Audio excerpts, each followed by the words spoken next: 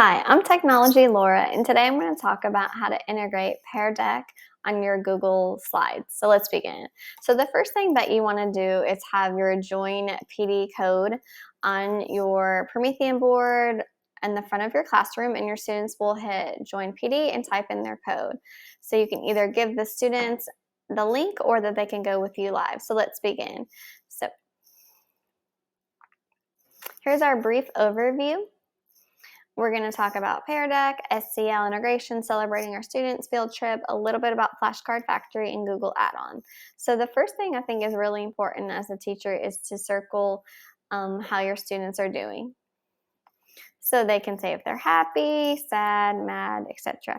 And then you can show responses.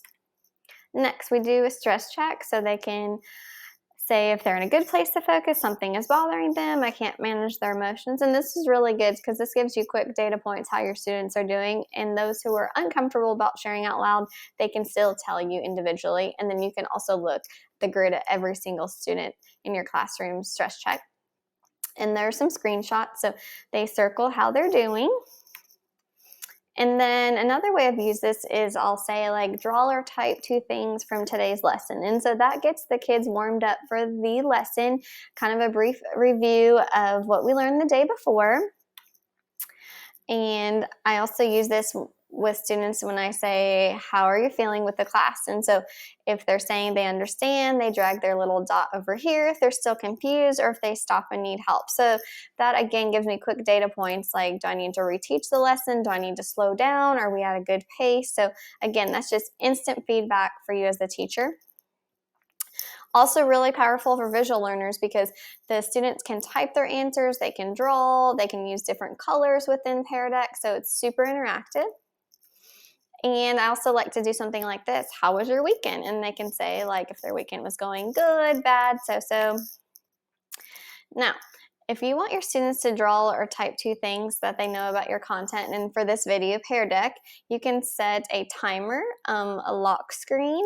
So I'll set the timer for 30 seconds. Having these timers on your Google slideshow really instills urgency within the classroom because your students will know that they have 30 seconds or 1 minute or 3 minutes to complete the task. So that's just really powerful. It keeps them on point, and then it also keeps you organized for your lesson pacing and structure. And then you can see the responses. And then again, this is really nice for visual learners that they can draw images about the lesson or whatever you're learning. I see this helpful for math teachers as well because they could work out the problems visually. And then for my content, Spanish, I really like this because this would take place of a worksheet. So instead of passing out a bunch of paper in the classroom and not knowing how the students are doing with the colors in Spanish, they can actually drag the words in Spanish and English to one another, and then you would see the whole class's response. So that's just another way that you could use Pear Deck with a matching game. Chronologically, story mapping, I see this really powerful for ELA teachers when you're talking about a novel study in your classroom. Here's the periodic table. So again, really powerful for visual learners. And we're talking about this in science class. You could use this to support your teaching. And then another way you could really extend the learning is to have your students consider different viewpoints. So this could be in a novel study. This could be talking about famous artists, to characters in a story. It could be talking about their own culture versus another culture and what are some similarities or differences that they have. I see this for our elementary teachers that they would work on their spelling and typing skills. So they would have to fill in the missing letters. And then again, you would see all of your students' answers. Identifying words that start with B. So they are actually having to circle this balloon. They'd have to circle this bat, but then they would have to know not to circle the dog because that doesn't start with B. For math teachers, they would be using the little icons for the operation tools, and that's how they would interact with this math. So the most important part of this video is right now.